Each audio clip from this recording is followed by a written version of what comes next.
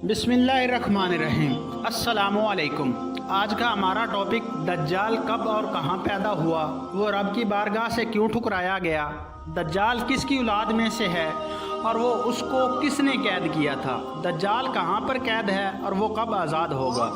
ये ऐसे सवालात हैं जिनकी तलाश में हम में से हर किसी को रहती है। आज की वीडियो में हम इन्हीं सवालात के जवाबात कुरान और हदीस की रोशनी में देंगे। आए पहले तो बात करते हैं कि दज्जाल की पहचान क्या होगी और वो दुनिया में कैसे तबाही मचाएगा। नाजरीन ग्रामी, दज्जाल छोटे कद का बदसूरत और एक आंख से अंधा होगा। इसके दोनों पाँव टेढ़े होंगे। इसका जिस्म बालों से भरा हुआ होगा। इसके सर के बाल घुंघराले होंगे। रंग सुर्ख या गंदमी होगा। नाक बड़ी और तोते की चोंच जैसी होगी। इसके माथे पर कुफर लिखा साफ दिखाई देगा, जो मुसलमान बआसानी पहचान सकेगा। वो जब ज़मीन पर नमोदार होगा तो लोगों को बड़ा परहेजगार दिखाई देगा, पर अंदर से वो काफरों की तरह जालिम होगा। जब इसके पैरोकार काफ़ी हो जाएंगे तो वो खुदा होने का दावा करेगा और वो बहुत बड़ी सवारी पर सवार होकर गर्दिश करेगा, जिसकी दोनों आँखों के दरमियान की लंबाई तकरीबन 40 गज के करीब होगी। वो झूठा फरेबी किस्म का इंसान होगा। इसके पास बेतहाशा दौलत के ख़जाने होंगे। वो बेशुमार नहरों पर काबिज होगा। इसकी इजाज़त के बगैर कोई भी शख्स इसकी दौलत खजानों या नहरों से पानी नहीं पी सकेगा। वो अपने आप को खुदा कहेगा। जो कौमें इसकी पैरोकार होंगी वो उन कौमों पर बारिश बरसाएगा ताकि वहाँ अनाज उग सके और वो कौमें खुशहाल हो सकें। जो कौम इसको ठुकराएगी, इसको कत्ल करवाने की कोशिश करेगा। वो लोगों को कहेगा कि अगर मैं आपके बाप दादा को ज़िंदा दूं तो आप मुझे खुदा मानोगे। लोग इसकी बात पर हाँ कहेंगे तो दज्जाल के शैतान साथी इनके आबाओ अजदाद की शक्लें लेकर पेश होंगे। इस तरह काफ़ी लोग अपने ईमान से हाथ धो बैठेंगे। इस तरह की तसल्लियाँ देकर वो लोगों को अपना पैरोकार बनाने की कोशिश करता रहेगा। दज्जाल की रफ्तार बिजली से भी तेज़ होगी। वो दुनिया के हर कोने में गर्दिश करेगा। तमाम दुनिया के काफिर और इसराइली इसकी हिमायत करेंगे। वो मुसलमानों को गुमराह करने की हर जगह कोशिश करेगा। वो हर जगह ज़लीलो ख्वार ही होगा। वो मक्का मुकर्रमा में दाखिल होने की कोशिश करेगा पर उसको वहाँ मक्का में दाखिल ना होने दिया जाएगा। आखिरकार वो मक्का से ज़लीलो ख्वार होकर मदीने की तरफ रुख करेगा। इस वक्त मदीना मुनव्वरा के 7 दरवाज़े होंगे। हर दरवाज़े पर अल्लाह ताला की तरफ से एक फ़रिश्ता मुकर्रर कर दिया जाएगा जो दज्जाल को मदीने में घुसने नहीं देगा। वो अपनी हर कोशिश के बावजूद नाकाम हो जाएगा। इन दिनों मदीना मुनव्वरा में 3 बार ज़लज़ला आएगा। बहुत सारे लोग मदीना से निकलकर बाहर की तरफ जाएंगे। दज्जाल इन सब को ख़त्म कर देगा, पर उनमें से एक बुज़ुर्ग बच जाएगा। वो दज्जाली लश्कर में दाखिल हो जाएगा। दज्जाली लोग इनकी बातों पे शक होगा कि ये एक शख्स हमारे आका को ख़त्म करना चाहता है, तो वो उनको पकड़कर दज्जाल के दरबार में ले आएंगे।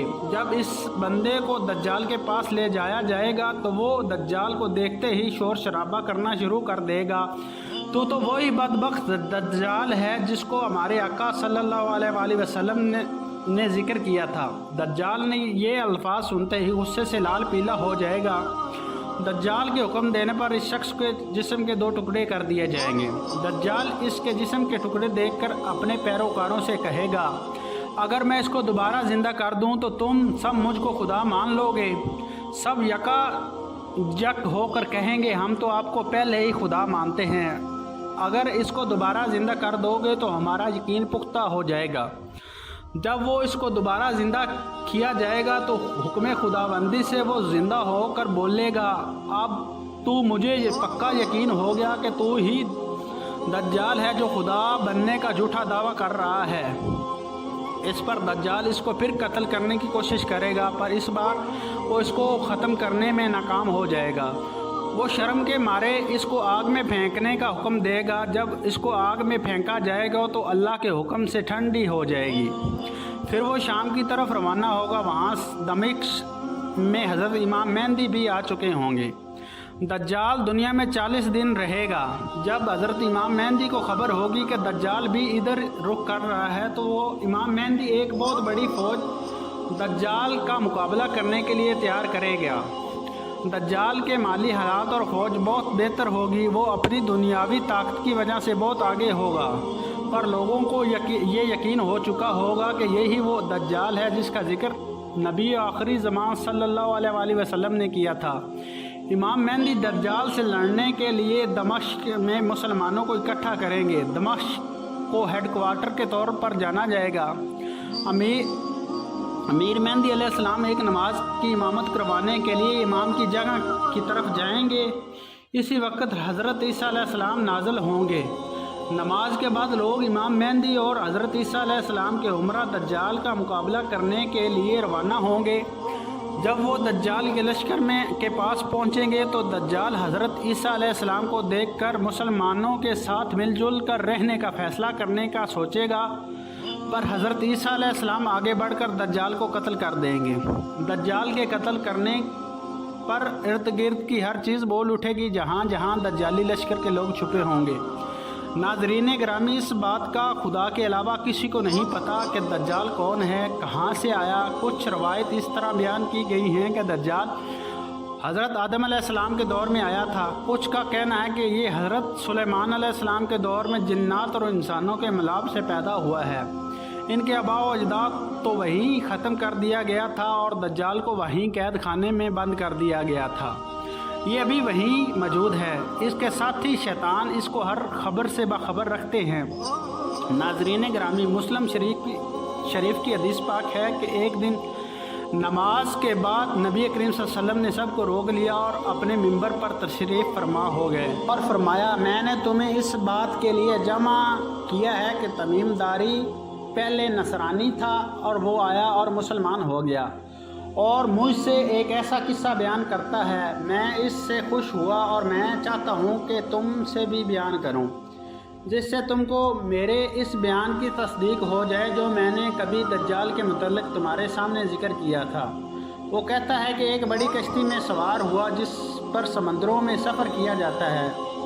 इनके साथ कबीला लखम और जज़ाम के 30 आदमी और थे।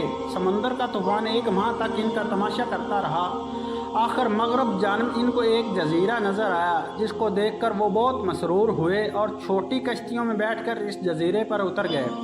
हमने वहाँ एक गिरजा देखा जिसमें एक आदमी की आवाज़ आ रही थी। हम लपक कर गिरजे में पहुँचे तो हमने एक बड़ी कवि हैकल शख्स देखा।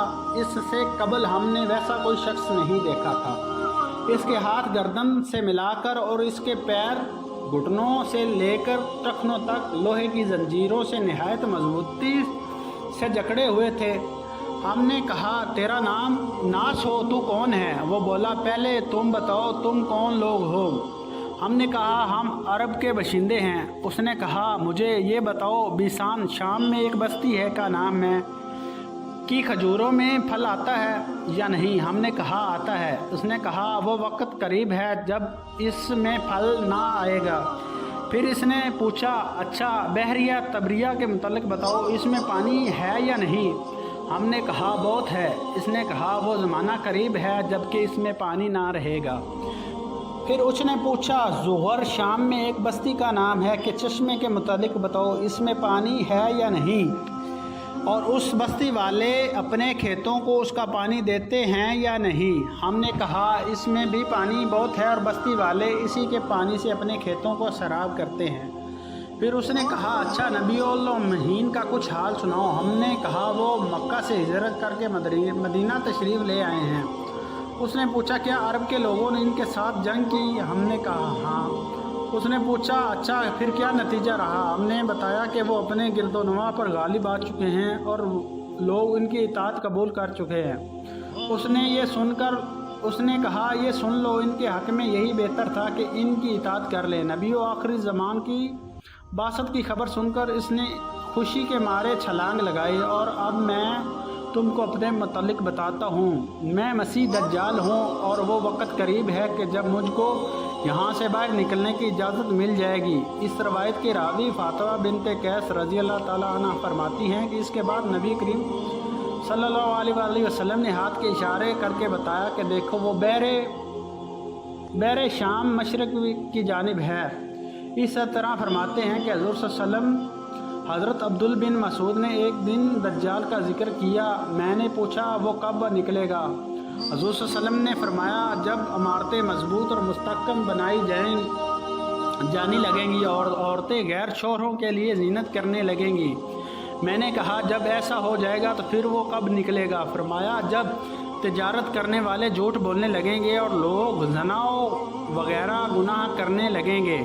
میں نے پوچھا جب ایسا ہوگا تو کب نکلے گا؟ ارشاد فرمایا جب میری امت نبید کے بجائے شراب کو حلال سمجھے گی اور سود کو خرید و فروخت کے بدلے اور زنا کو نکاح کے بدلے حلال سمجھنے لگے گی، اس وقت دجال کا خروج ہوگا۔